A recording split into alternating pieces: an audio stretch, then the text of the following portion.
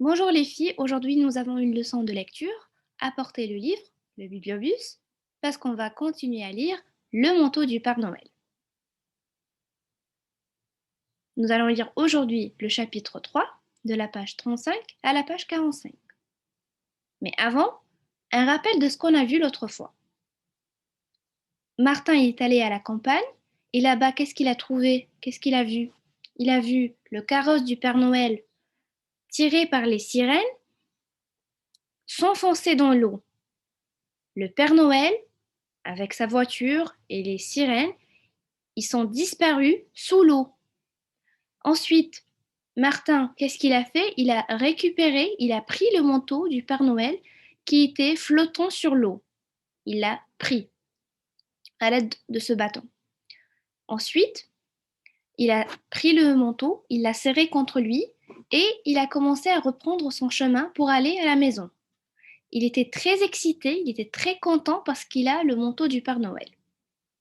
Et il a pensé que quand il va retourner à la maison, et sa mère, elle va lui demander qu'est-ce qui s'est passé, est-ce qu'il va lui dire la vérité, la vraie histoire, l'histoire du Père Noël, ou bien il va lui inventer une autre histoire.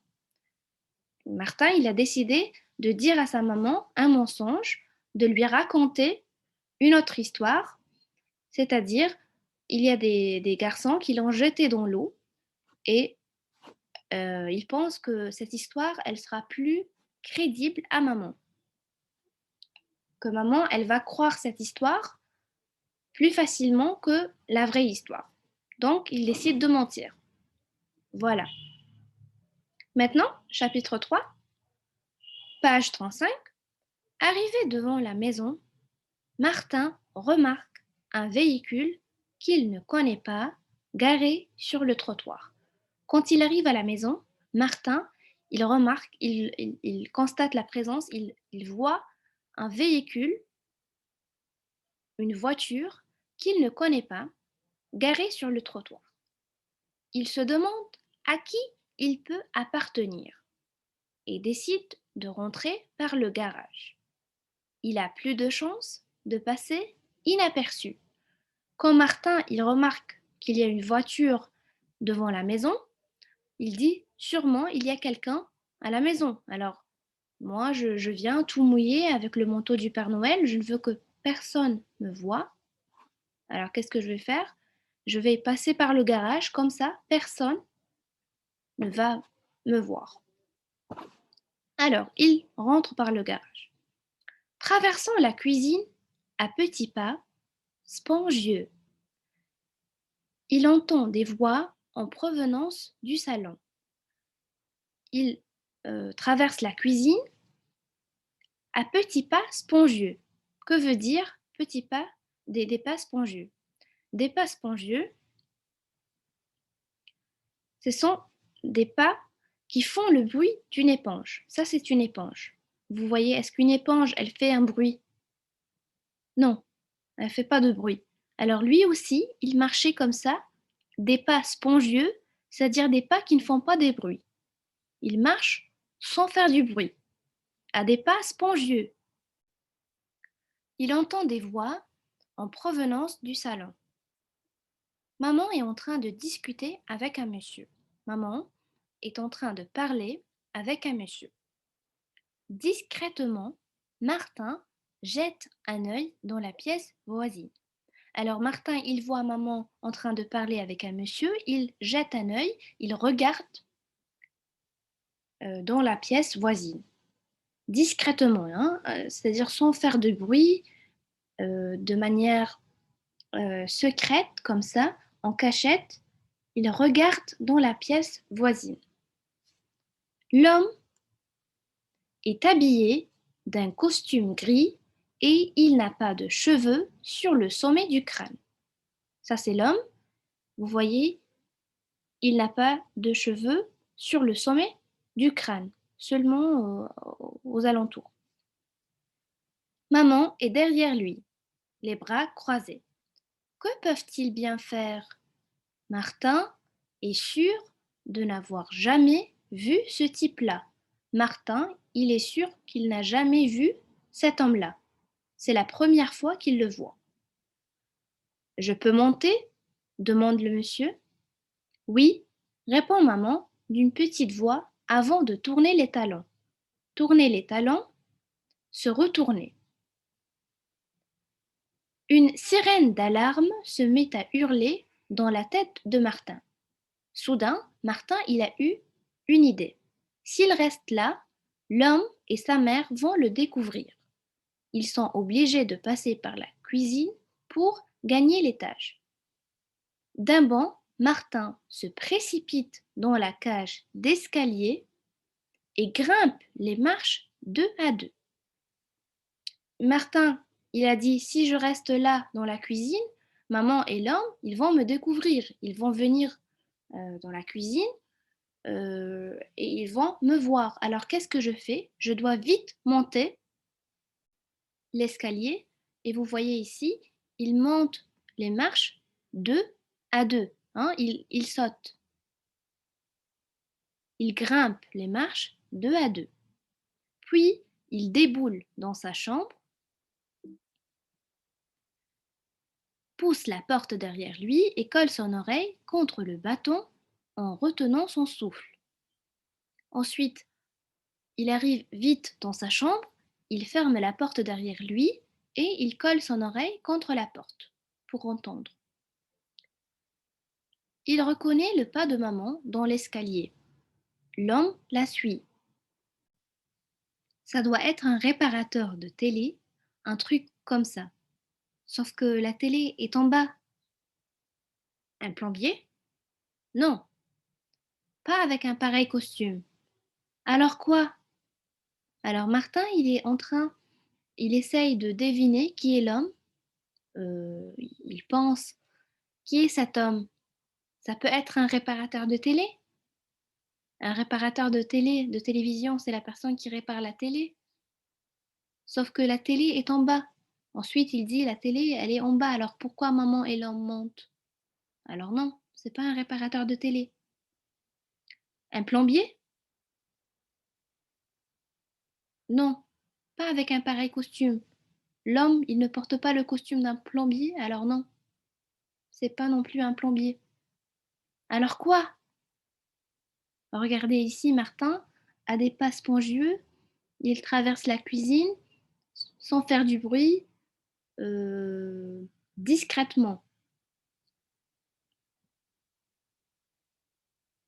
Martin perçoit les pas des adultes qui passent devant sa porte. Ils ne disent plus rien et se dirigent vers la chambre de ses parents. Martin entend, perçoit, c'est-à-dire entend les pas des adultes qui passent devant sa porte. Ils ne disent plus rien et il se dirige vers la chambre de ses parents. Martin est soudain secoué par un violent frisson. Un frisson, c'est un tremblement causé par le froid. Comme dans la photo, vous voyez le garçon, il a un frisson, il a froid, il a un tremblement.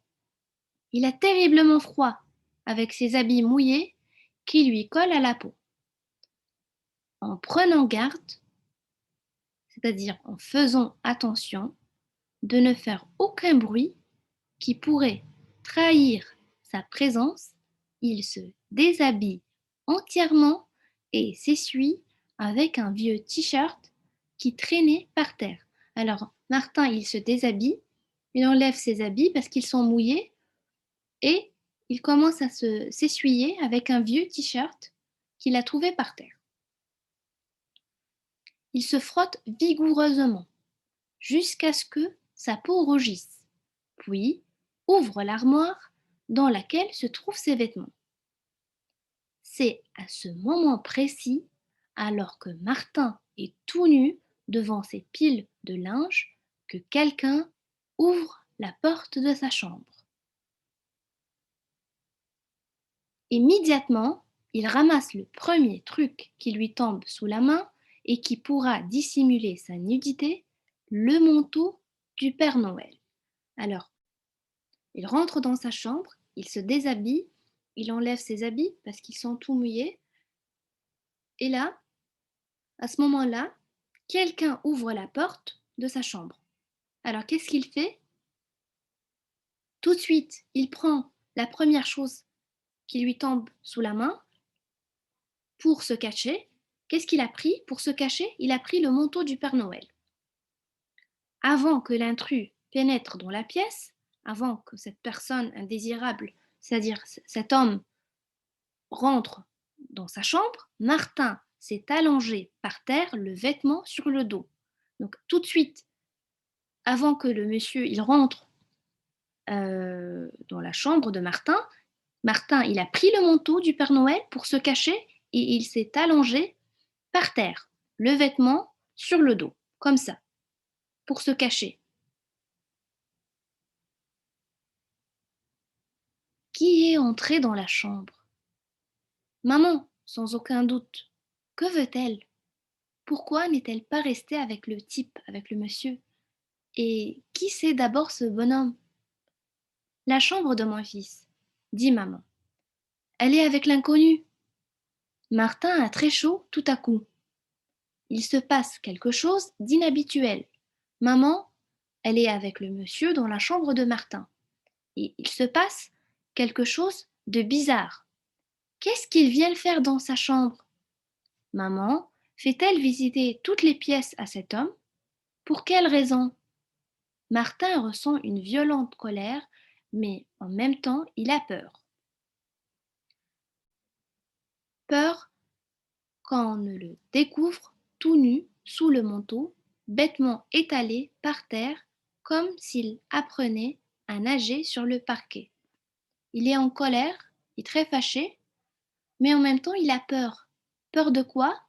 Il a peur qu'on ne le découvre tout nu sous le manteau, allongé comme ça par terre. Il en mourrait de honte. Il donnerait n'importe quoi pour disparaître d'ici. Un bureau en pain, dit l'homme avec la même intonation que papa quand il parcourt la liste des courses avant d'aller au supermarché. Une armoire normande, un lit métallique. Le monsieur, il est en train de dire un bureau en pain, une armoire normande, un lit métallique. Mais qu'est-ce qu'il dit cet homme-là? Et si c'était un cambrioleur? Peut-être c'est un cambrioleur, c'est un voleur qui vient voler les objets précieux de la maison, les objets qui coûtent cher, les objets de valeur.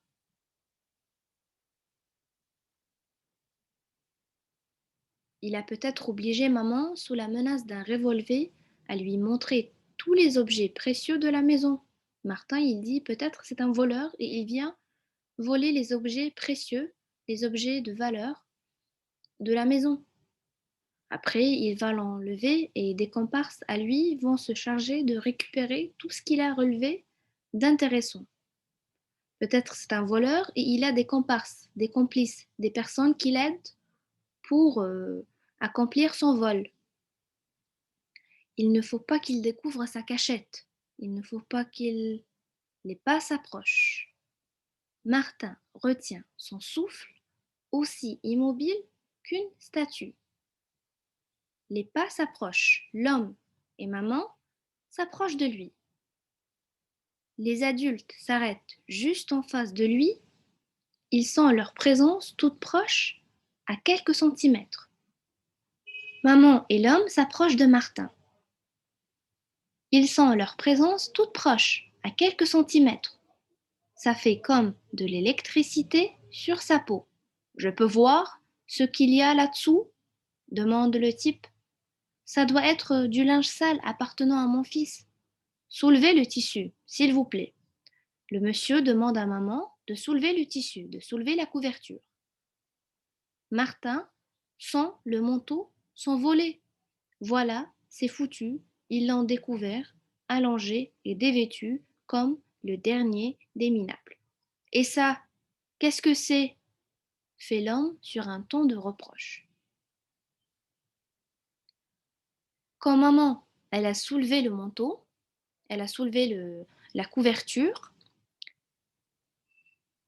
qu'est-ce qu'ils ont trouvé? Je, je ne sais pas, je ne comprends pas, bégaye maman. On essaye de cacher des objets de valeur, n'est-ce pas? Des objets d'un grand prix qui coûtent cher. Non, je vous jure que non. Je consigne, je note.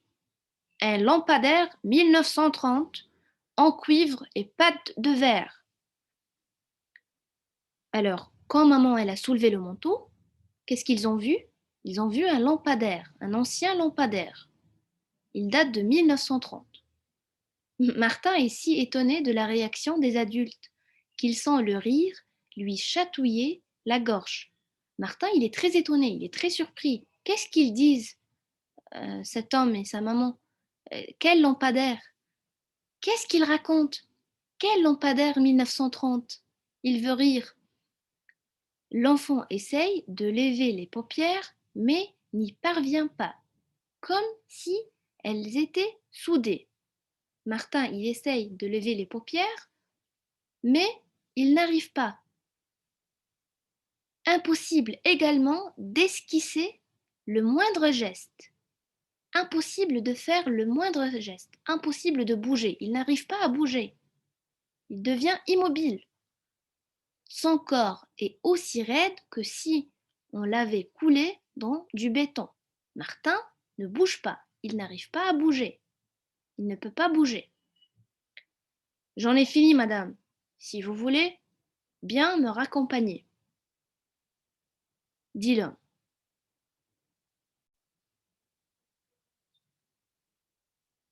Martin ne le voit pas. Il ne voit rien, mais comprend, au son de ses pas, que l'inconnu retraverse la chambre dans l'autre sens. Maman jette le manteau du Père Noël sur Martin et sort de la pièce en refermant la porte derrière elle. Alors, l'homme et maman, ils partent, et avant, maman, elle va jeter le manteau du Père Noël sur Martin. Le garçon tente à nouveau de faire un mouvement, il essaye de bouger un peu et y arrive sans la moindre difficulté. Maman, elle a jeté le manteau et elle est partie de la chambre de Martin. Et là, Martin, il essaye de bouger et il arrive sans la moindre difficulté. Il se lève, s'extrait du vêtement et se remet debout. S'extrait du vêtement, sort avec difficulté du vêtement et il se met debout. Que s'est-il passé au juste? Maman et l'homme qui l'accompagnait ont soulevé. Martin ne le voit pas, il ne voit rien, mais comprend, au son de ses pas, que l'inconnu retraverse la chambre dans l'autre sens. Maman jette le manteau du Père Noël sur Martin et sort de la pièce en refermant la porte derrière elle. Alors, l'homme et maman, ils partent, et avant, maman, elle va jeter le manteau du Père Noël sur Martin. Le garçon tente à nouveau de faire un mouvement, il essaye de bouger un peu et y arrive sans la moindre difficulté. Maman, elle a jeté le manteau et elle est partie de la chambre de Martin. Et là, Martin, il essaye de bouger et il arrive sans la moindre difficulté. Il se lève, s'extrait du vêtement et se remet debout. S'extrait du vêtement, sort avec difficulté du vêtement et il se met debout. Que s'est-il passé au juste? Maman et l'homme qui l'accompagnait ont soulevé le manteau, mais au lieu de le voir, ils sont tombés sur un lampadaire. Maman et l'homme, quand ils ont soulevé le manteau, qu'est-ce qu'ils ont vu? Ils ont vu un lampadaire. À la place de qui? À la place de Martin. Alors comment Martin est devenu un lampadaire? Maman avait l'air très étonnée de la présence de l'objet. Maman était très étonnée quand elle a vu le lampadaire. Durant tout le temps où il était à découvert, Martin n'arrivait pas à ouvrir les yeux ni à bouger, ne serait-ce que le petit doigt. Un lampadaire aussi, c'est aveugle et complètement immobile. C'est-à-dire que quand maman elle a soulevé le manteau, ils ont vu un lampadaire à la place de Martin. Ils n'ont pas vu Martin, mais ils ont vu quoi? Ils ont vu un lampadaire. Et pendant ce temps, Martin, il n'arrivait pas à bouger. Il était complètement, totalement immobile. Il n'arrivait pas à bouger. Alors, qu'est-ce qui s'est passé? Martin serait-il devenu un lampadaire? Est-ce que Martin, il est devenu ce lampadaire? Instinctivement, c'est-à-dire machinalement, il tourne la tête vers son miroir ovale fixé contre le mur du fond. Le reflet lui renvoie son image habituelle, celle d'un petit garçon de 7 ans. Martin, il se regarde dans le miroir. Qu'est-ce qu'il voit? Il voit son image habituelle, celle d'un petit garçon de 7 ans. Il se voit dans le miroir. Alors les filles, qu'est-ce qui s'est passé? Comment Martin, il est devenu ce lampadaire? On va voir la prochaine fois. Merci les filles et à bientôt.